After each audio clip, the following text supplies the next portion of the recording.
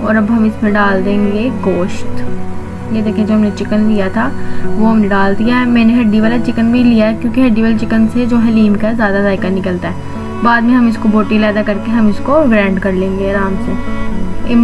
Chicken को हमने मसालों के अंदर अच्छे से मिक्स कर लेना है। चिकन को हमने फ्राई कर लेना है।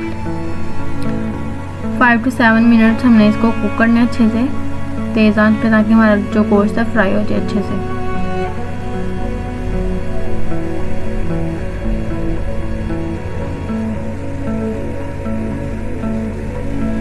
ठीक हो गया।